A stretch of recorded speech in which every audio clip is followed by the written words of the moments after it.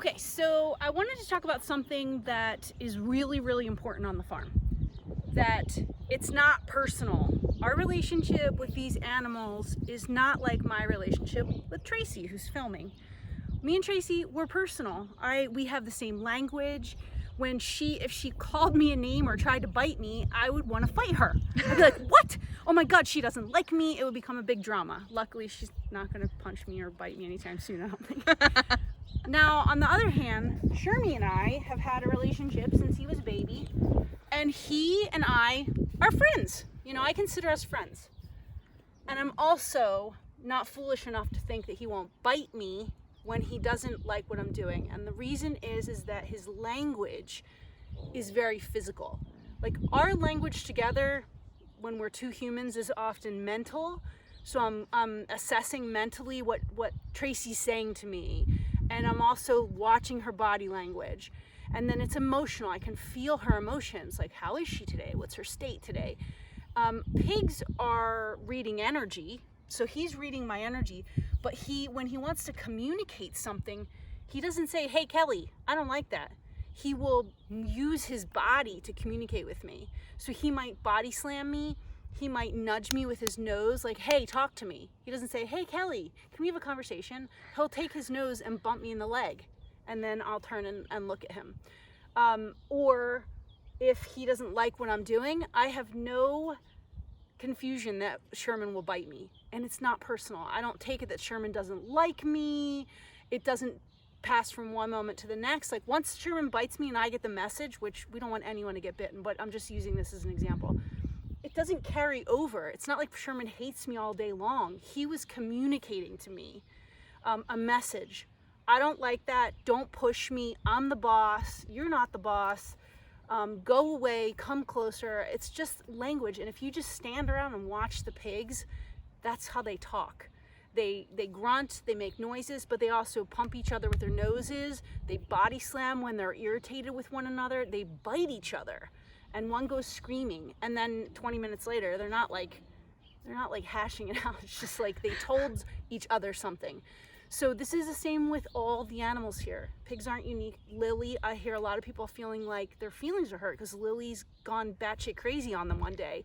But she does that to everyone. If you've seen Jeff's videos with Lily, he talks with her, he sits with her, he holds her. They're buddies.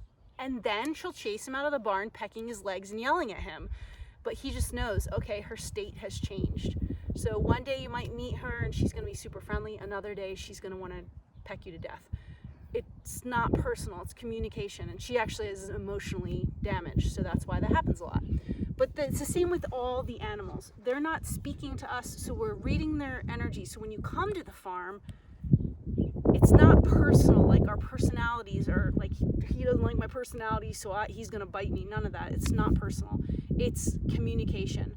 So when we come to the farm, it's really important that, because we are usually so mental and emotional, that we really start to feel and be aware of everything around us, so that when the horses are acting funny, you pick up on it.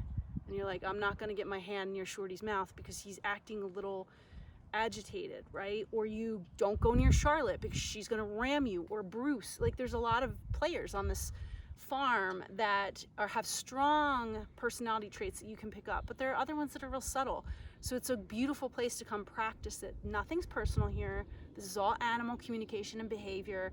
And so we have to protect ourselves, and we have to act like the alpha, because that's our communication. We have to begin to communicate with our energy and our body. So if Sherman starts coming at me, I'm definitely going to let him know, either through a board, or sometimes, because I've experience with him, I can use my hand. I don't recommend that, because you have to be really familiar with these animals. But you would move them and say, absolutely not. And you let them know, I'm the boss here.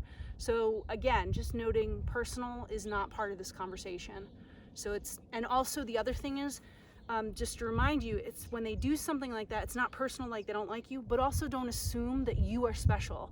Because I never assume, because Sherman is my buddy and I've known him, like Hank, I raised him in my house for 8 weeks. I'm definitely know that he doesn't, our relationship's not special. He may bite me at some point, he may body slam me, he may ignore me, and it has nothing to do with our relationship, it's communication.